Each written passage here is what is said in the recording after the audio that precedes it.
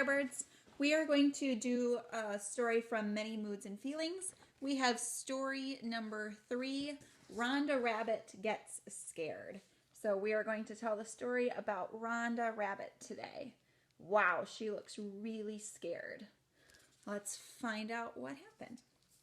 Okay. Rhonda Rabbit was walking home from a friend's house. It would soon be dark outside. Her mother asked Rhonda to be home before dark, but Rhonda and her friend had so much fun that they forgot to watch the time. On the way home, Rhonda heard a strange noise. She looked behind her but did not see anything. Then she heard another noise, but this time it was louder. Rhonda felt very scared and ran home. So I have a couple of questions for you. You will need a piece of paper and a pencil or some colored pencils to either draw or write your answers. Please feel free to pause the video so that you can respond. At the very end, I'm going to show you the answers that I found and see if we got the same things. So, number 1. What could have caused the strange noise that Rhonda heard? I'd like you to think of 1 or 2 ideas of what could have made that strange sound. Number 2, why did Rhonda's mother want her home before dark? It doesn't tell us why in the story, so you'll have to think, why do you think her mother wanted her home before dark? What could be a reason? Number 3, what are some things that make you feel scared? What are some things that make you feel scared? I want 1 or 2 ideas of something that makes you feel scared. Number 4, what are some other words that mean almost the same thing as scared? So what are some synonyms, some words that are almost the same as scared? See if you can come up with 3. Think about our zones of regulation and those other feeling words that could mean almost the same thing as scared. Could be a little bit more scared, a little bit less scared. And the last one, number 5, are all people scared of the same things? Why or why not?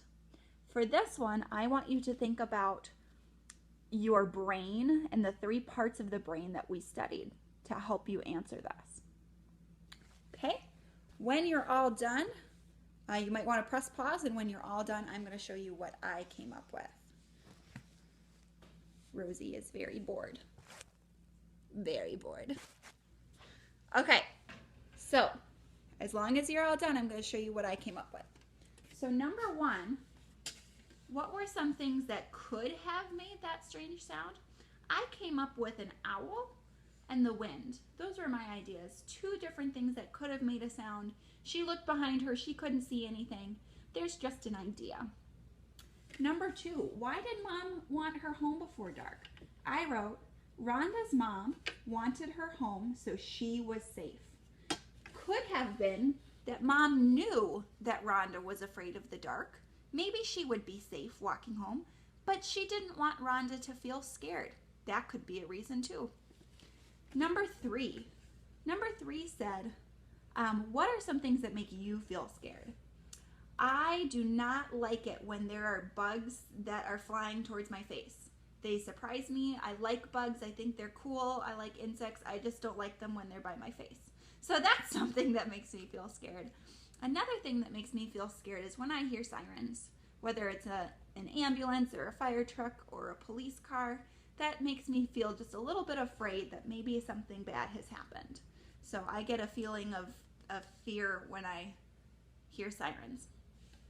Number 4, what are some words that mean almost the same thing as scared?